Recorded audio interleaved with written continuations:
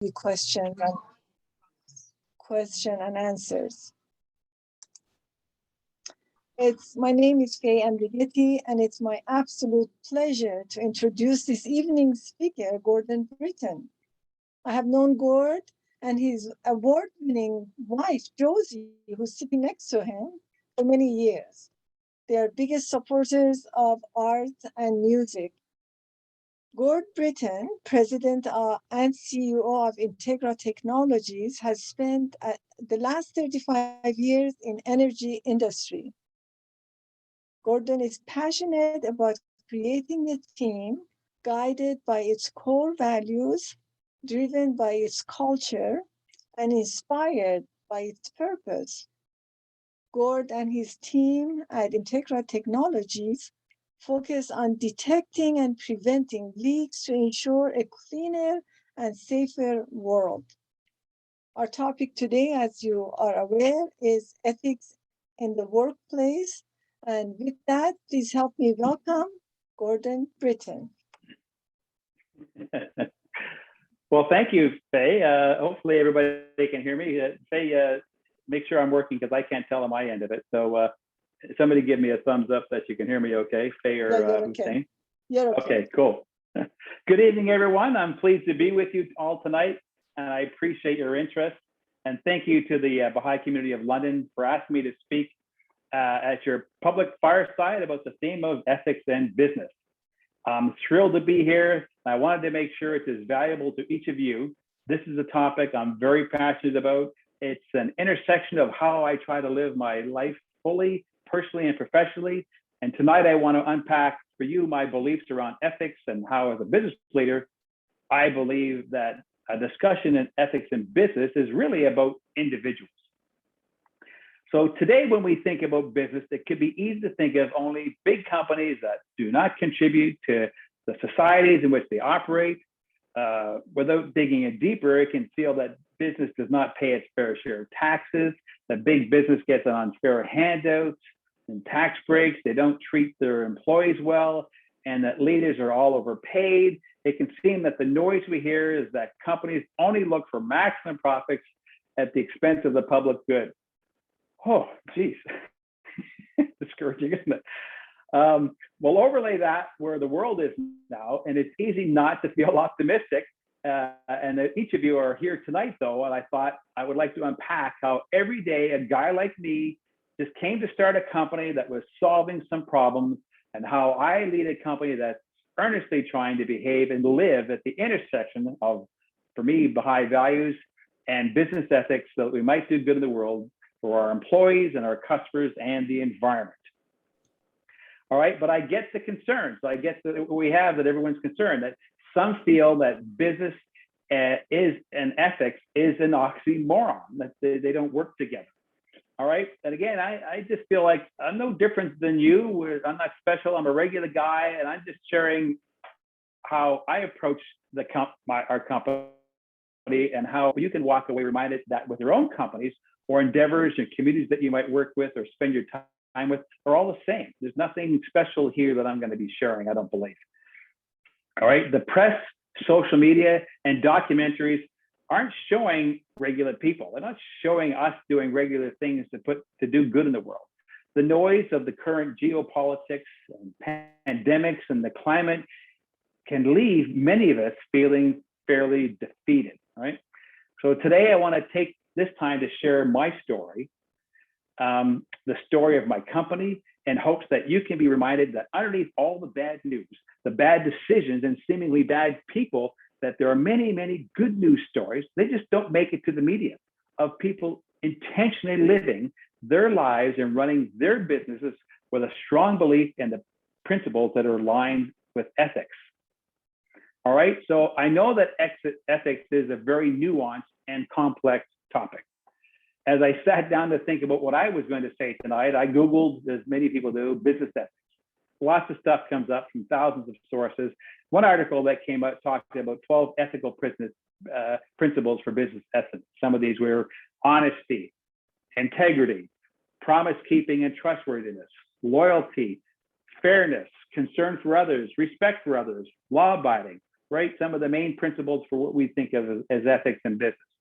Fundamentally, I think business is just a multi collections of individuals who make up communities that are business units or departments within companies, the companies themselves, the industries, the countries, and the world we live in. The intersections are real, and ethics happen at the ground level by individuals every day. All right, our work as leaders is to set the stage with culture, processes, and expectations that help people make the best decisions they can that can align and support ethical decision-making and actions.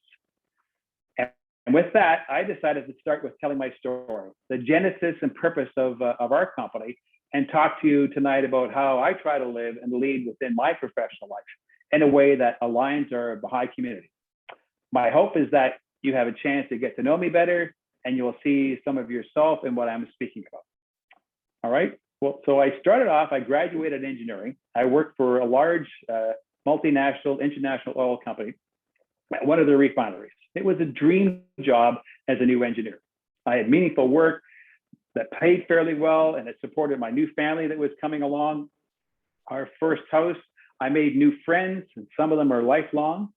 And then 4 years into my career with this company, it was 1984, I was sitting at my desk at the refinery and listened to an emergency announcement from the shift supervisor. Attention, there's a fire in the hydrotreater unit. I performed work in that part of the plant, and I knew it well.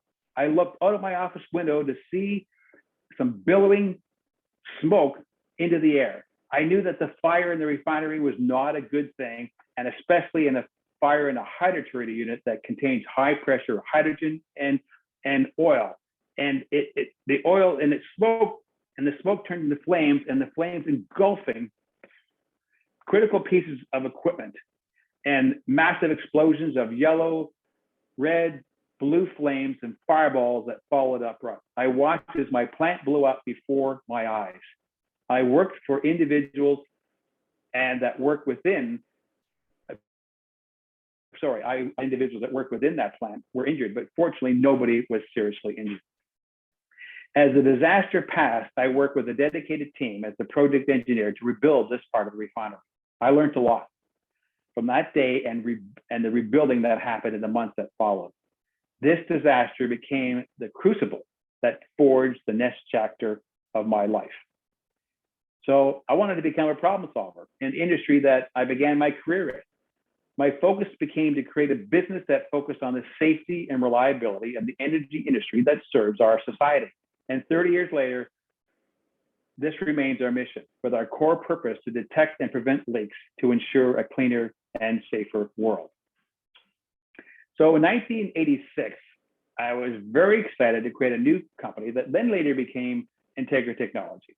It was a noble pursuit for me, and it was funny to reflect and realize that the public perceptions about business never hit my radar, and particularly the idea that business is only about money and only about increasing shareholder value, and capitalism is fundamentally flawed and corrupt. That wasn't on my mindset when I was creating this business. But if we've been paying attention to the news, if I've been paying attention to the news or what the Hollywood movies, well, I might not have leaned in. But the only thing I knew that is I wanted to do some version of good and the work that I did.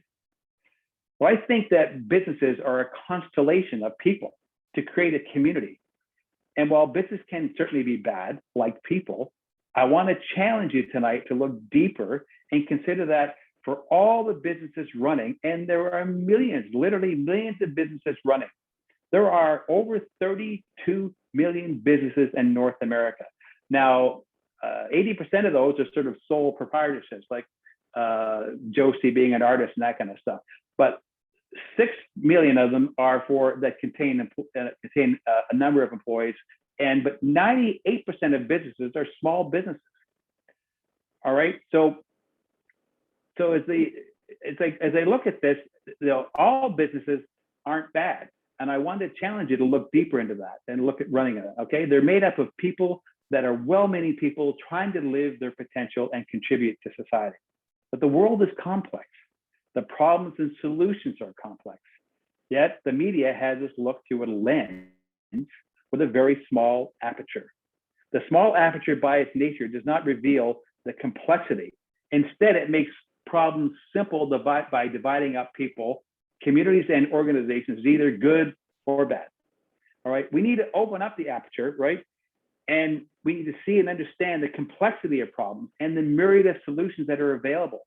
We all have a role in working together as a world community to solve these problems. Well, some believe the narrative set out in the social media that news in their lives live that capitalism is evil. But I want to challenge that. All right, let's talk about what is capitalism. So Wikipedia defines capitalism as an economic system. Right, I'll just pull up the slide here so you can read this part. Wikipedia defines it as an economic system in which trade, industries, and means of production are largely or entirely private rather than owned by the state and operated for profit. So Adam Smith is often touted as the world's first free market capitalist. And in the 18th century, Adam Smith argued in his theory of moral sentiments that a well-functioning society was dependent upon adherence to what we called a code of honor. All right, so if we look at the nature and structure of businesses, all businesses work in an environment. All right, so we all exist in an environment of some fashion. All right, I'll bring up a next slide on this. Josie's helping me with this. Thank you, Josie. So all businesses work in an environment. All businesses operate in a community, serving society in its myriad of needs. And all business is made up of managers as leaders. Okay. Hold on here. We're not quite stop sharing. And finally, all business is built on a foundation of individuals. All right. So this framework for every business, every enterprise is the same, whether it's for a profit business, a not-for-profit business, or NGO, right? So not-for-profits, NGOs still work in an environment, they still operate in a community, serve society, made up as managers and leaders, and built on a foundation of individuals. Those four things make up every enterprise, all right? But capitalism is just that enterprise is for profit. But NGOs and not-for-profit are still functioning under the same framework. And also NGOs and not-for-profit still need to make a profit, or else because they're not all working for free. There's costs, right? And if there's no self-sustaining money tree that's paying for those things, the NGOs and not-for-profits still have to have money to fund them. That means they still have to generate a profit.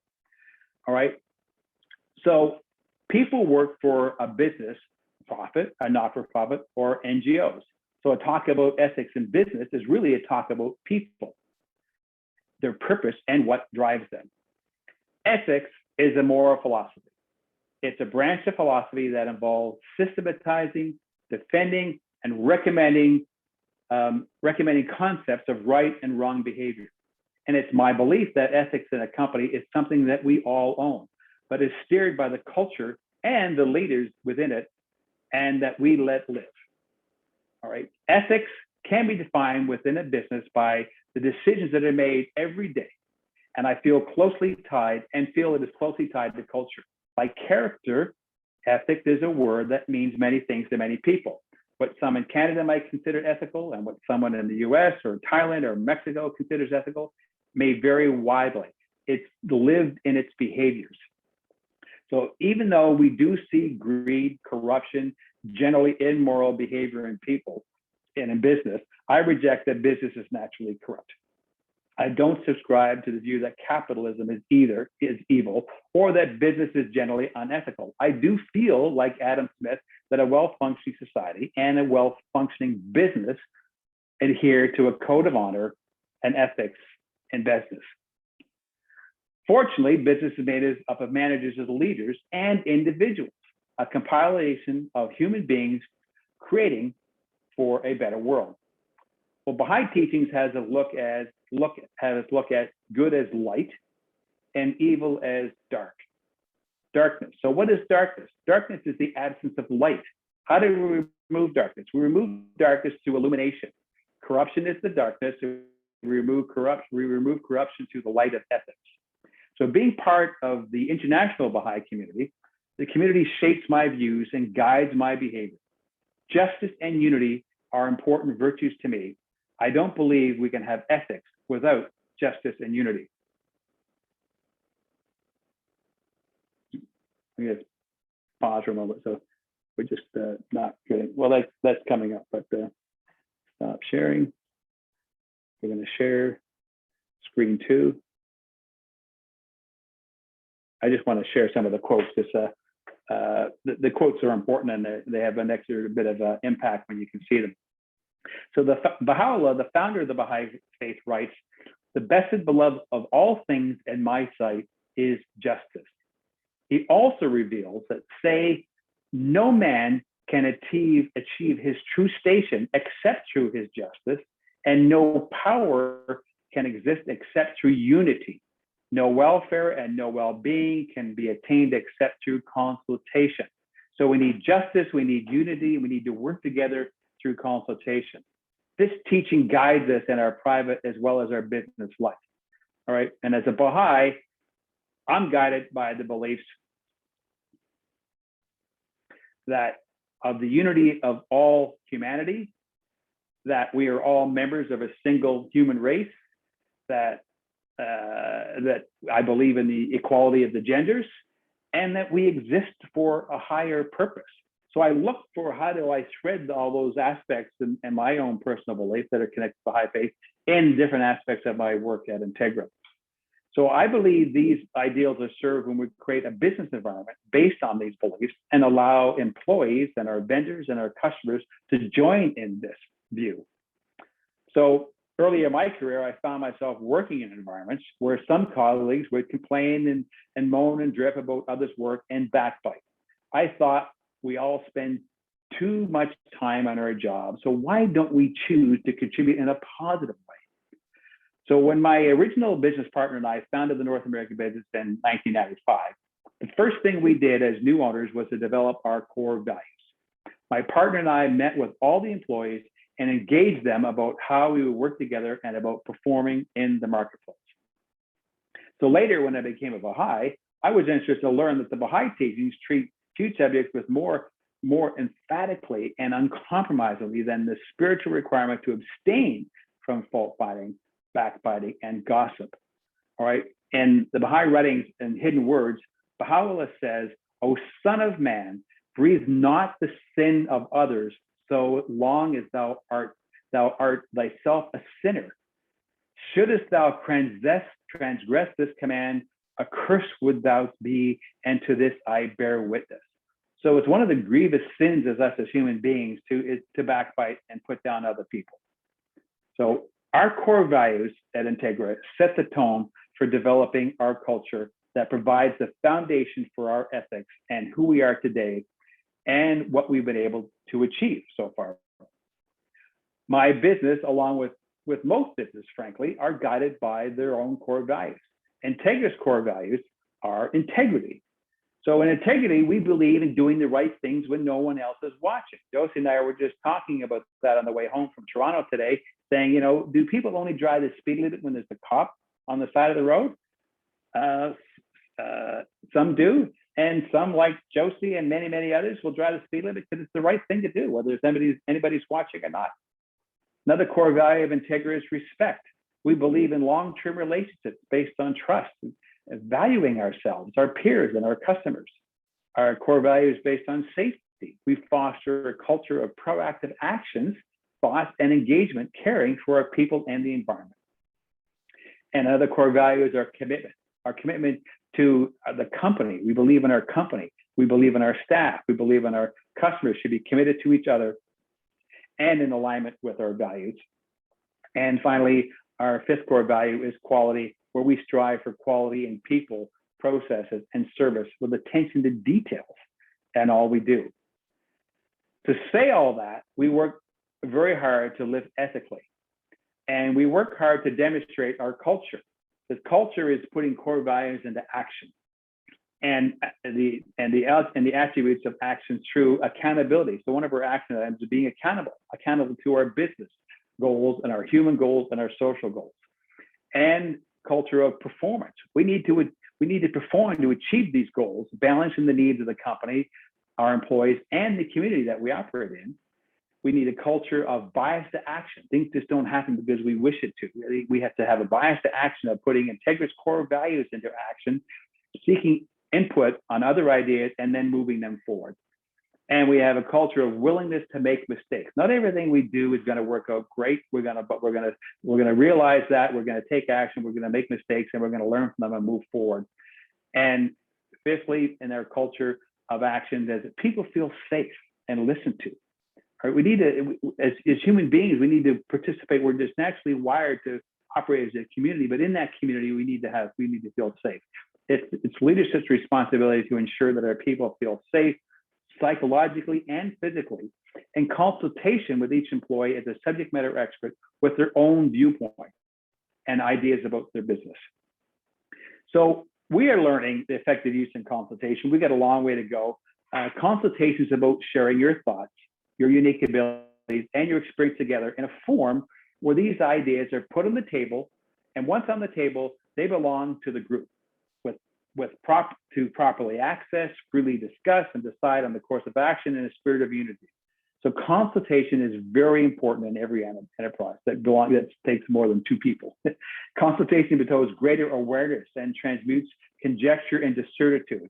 It's a shining light in which, in a dark world, leads to the way and guides for everything there is, and will continue to be a station of perfection and maturity. The maturity of the gift of understanding is made manifest through consultation. These are the words of Baha'u'llah. Ethics in business is more than just not paying a $300,000 bribe to officials that you might see in the news. It's a lot more subtle. We all work not only just to make a living and pay the mortgage and buy food, etc. We work to contribute to society.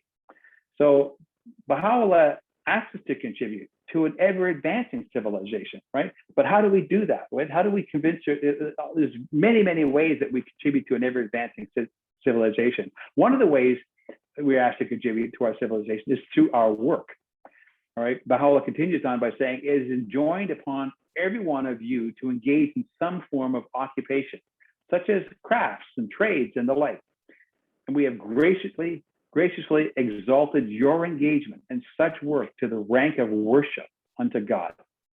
It's important that we all work. How wonderful if we could all view work in that spirit and that light. So at Integra, we've grown now to 100 employees. We've got 7 offices throughout North America, and all of our employees engage in a company-wide profit sharing plan, and we have full benefits. But at Integra Technologies, we continue to practice. We are far from perfect. We're on a journey because we're all on a journey, right? Nobody's perfect in this call or outside of this room, and our friends and family, we're all on a journey. We all spend so much of our life at our jobs. I believe in what Baha'u'llah and the Baha'i faith teaches about that. And he says, O son of spirit, noble have I created thee, yet thou dost abase thyself. Rise then unto that which thou wast created. So it is in ourselves, it's in our very nature to be noble. It's in ourselves, I believe, that we want the best out of ourselves. Sometimes we don't realize that, and we let our lesser nature take control of ourselves, but it's in us, and we just need to pull it ourselves, each one of us. We are called to have ethics in our workplace. I believe it's the natural state of business, and it's just easier and more enjoyable. Well, we all work together as a beautiful and diverse group of men and women united by a common purpose, striving the best way we can to leave behind a better world for our families and our communities and the environment. Integra strives to achieve this with a framework of first uniting employees through a common purpose of our company, that we have the values that we live by and the culture that acts upon these values. Right, that's our overall framework. There's layers below that. So we don't need to be special. We all own it. We're all regular people, but it starts about what our intention is as individuals. Right? We all truly strive for peace and love and fellowship in our world and the workplace. So if the learned and worldly wise men of this age were to allow mankind to inhale the fragrance of fellowship and love, every understanding heart would apprehend the meaning of true liberty and discover the secret of undisturbed peace and absolute composure. Baha'u'llah. Let that sink in for a bit. We all want that. That's our intention. So as I sign off, I'll take some questions. I hope what I've left you with a framework to look at your own communities, whether it's a for-profit business, an NGO, or not-for-profit. And I can leave you with a sense of agency and optimism that each of us has a role. Each one of us has a role in contributing to the good things ahead. And there are many problems that we face as communities, companies, and countries. And anchoring our beliefs and values and being intentional about business ethics, we can be optimistic about the future. So thank you for joining me. And I'm here to answer any other thoughts or questions that anybody might have. And we'll ask, I guess, Faye or Hussein to sort of help navigate people with any thoughts or questions. Thank you so much, Gord, for that very inspiring speech. If only more business owners followed the core values that you were talking about, they, along with their staff, would be happier and they would do better. Thank you so much. It was beautiful. Yeah, well, thank you. Thanks.